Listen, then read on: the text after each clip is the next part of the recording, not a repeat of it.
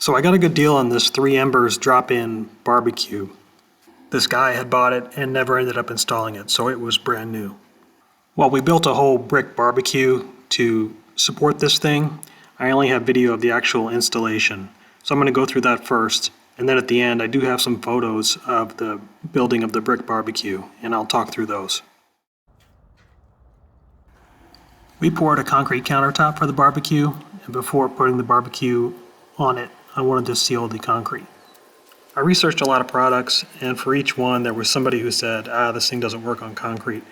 Here's the one I ended up using, and it worked really well. Link is in the description. Here's what the concrete looks like after just one coat. You can tell it doesn't really change the sheen very much. And after just that one coat, it was already repelling water really well. I ended up doing 2 coats. Next step was to prep the gas line. The 3Embers grill comes configured for propane, but you can buy a kit to convert it to natural gas, and that's what we did.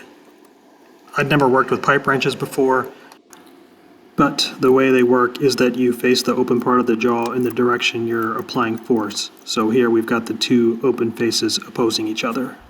We've got 3 parts we need to combine together. The one at the bottom with the white cap comes with the 3Embers gas conversion kit, and then the other 2 pieces are what I needed to adapt the gas line to the correct size for that piece. One thing to remember is that Teflon tape for natural gas is different than plumbing. You want to get the yellow tape for natural gas as opposed to the plumbing tape, which usually comes in a blue container and is white.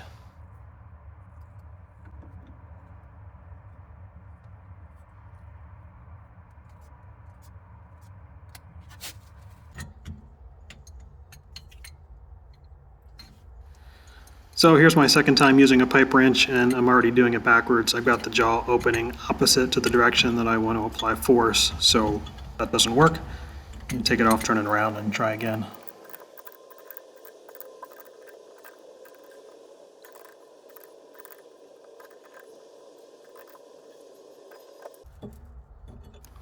Alright, so we turn the gas back on, and then we have a spray bottle full of soapy water, and we're spraying that, looking for any air bubbles that would indicate leaks, and no air bubbles.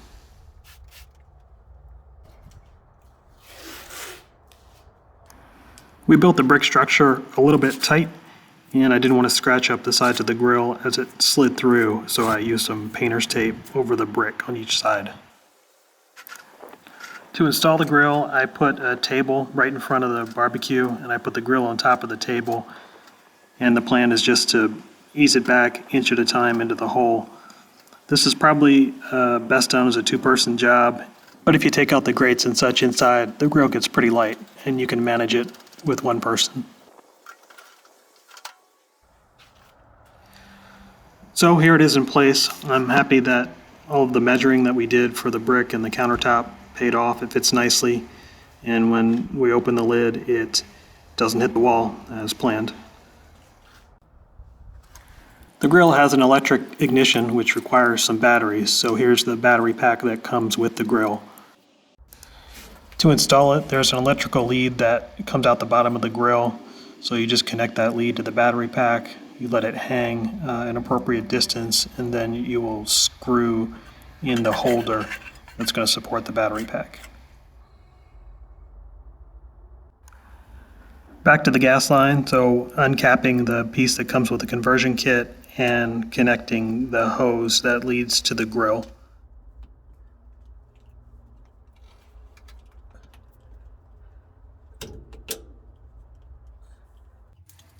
There's a lot of extra hose, so I just found a hook from my garage and used a masonry bit to drill a screw hole into the brick, screwed that hook into the brick, and then just wound up the hose.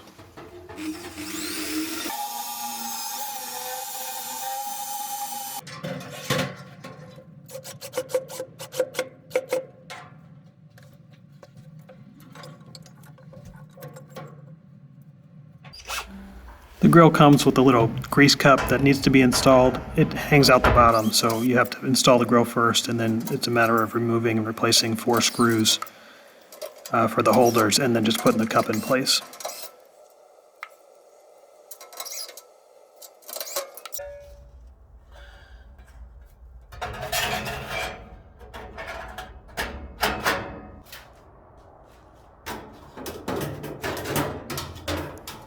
And then I'm putting back all the pieces I had taken out to make the grill lighter to install.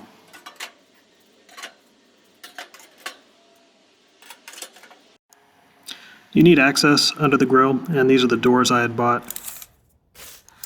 When we went to measure these, I noticed that we weren't quite centered in the brickwork, and that's a product of my sloppy brickwork. I had built one side that sloped inward at the top, and so I needed to spend a little time with an angle grinder and a chisel just getting that straightened out.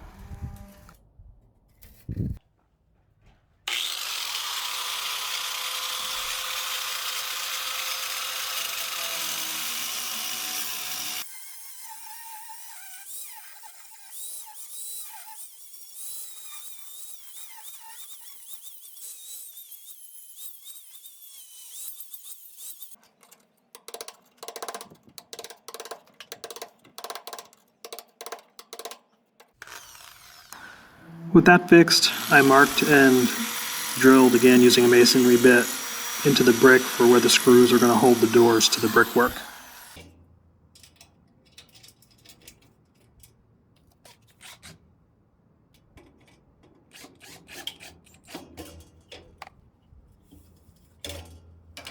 I started with just one screw at first to check level, and it wasn't level, so I used that screw to draw it up just a little bit, got it level, and then drilled and screwed the remaining screws for the doors.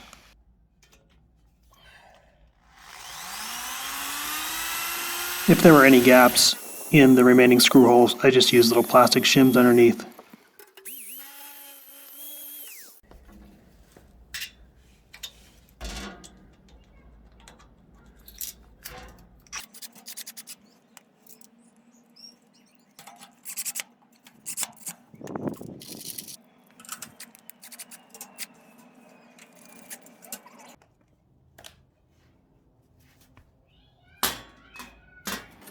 I should mention that these are not 3Embers doors. 3Embers does sell doors that match its grill.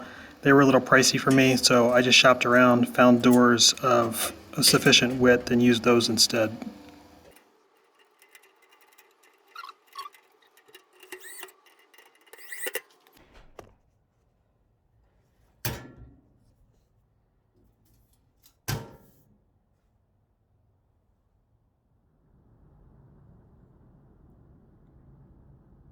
You have to vent the barbecue. Here are the vents that I bought. I'll put a link in the description. If you're using propane, the vents need to be at the bottom of the barbecue because propane's heavier than air. Natural gas is the other way around. The vents need to be at the top. So when we were building this structure, we left these gaps for vents, and that little piece of brick in there was just put in while the mortar was drying. As I mentioned, you want to use a masonry bit to drill the screw holes. I find it's helpful to measure the length of the screw and then use a piece of painter's tape and mark off how deep on the drill bit you need to drill.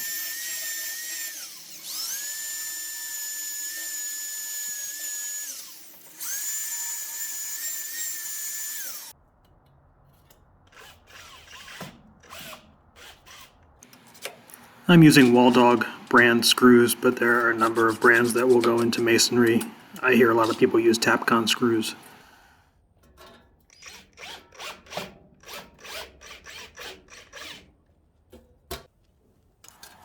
The 3Embers installation instructions call for venting on both sides, so here's the second side.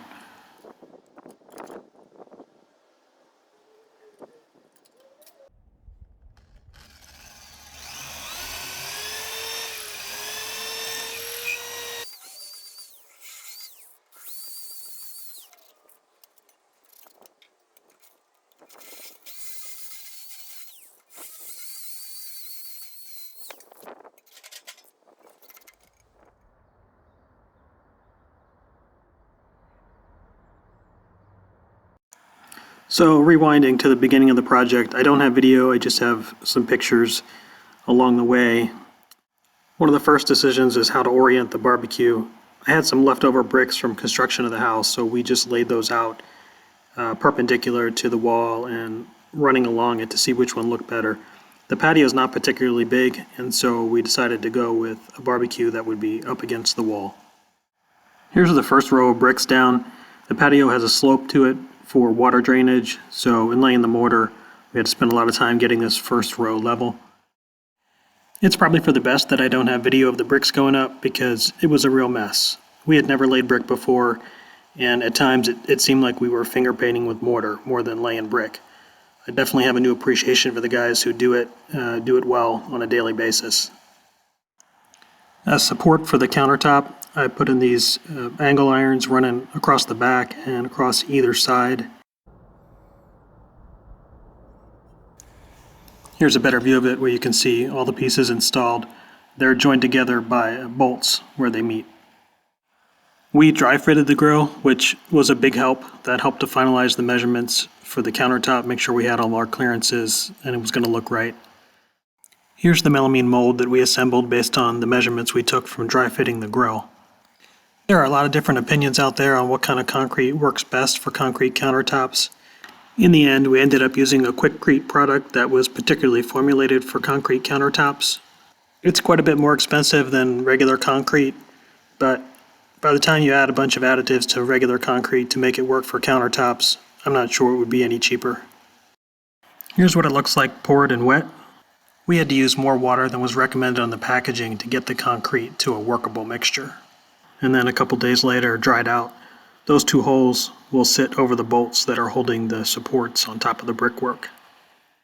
Here's the countertop flipped over, so we're looking at the top of it. Those lines are actually the rebar. The countertop is 2 inches thick, and we put the rebar in halfway, so an inch deep. But still somehow there was some shadowing. This faded as the concrete dried, but it didn't go away entirely in the final product. So here we are with the countertop mortared in place on top. Definitely a 2 or 3 person job. It's over 200 pounds of concrete.